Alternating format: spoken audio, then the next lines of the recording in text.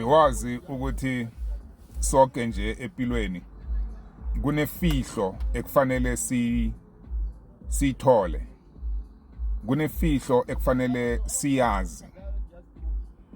And ifihlo leyo uyokutshelwa wena yona. Ungayitshelwa umuntu ongamaziko. Ungaphindi ubuye umbone umuntu loyo. And akutshele ifihlo leyo ukuthi yenziwa njani, kufuneka ube nani ukuze uphumelele. Namkha ungayifunda encwadini thizeni, incwadi mhlambe obuyithola ilahliwe, wayidobha. Wathi noma ke ngiyifunda wathi uyafunda wahlangana nefihlo le.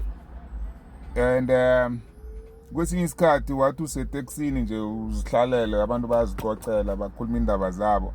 Omunye akhuluma ifihlo leyo kufanele uhlangane nayo. Uthi usemsebenzini ngephutha thizeni kungena i-email. I-email le ize kuwe ifike ikunikele ifihlo le bekufanele uyithole. Ifihlo engikhuluma ngayo le, it's an idea. All of us at some point kunala sokuhlangana khona nombono.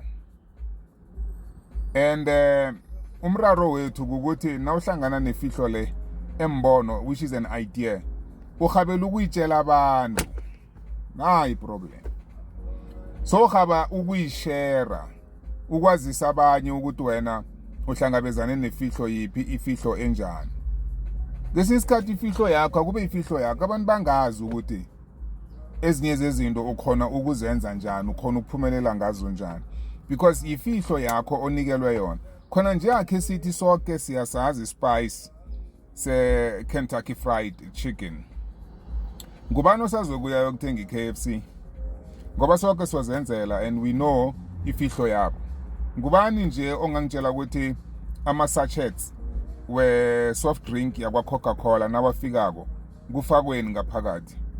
Bawathola kuma sachets abantu laba, then ba mix ama measurements wamanzi afunekako ngokuya ngokwamalitha.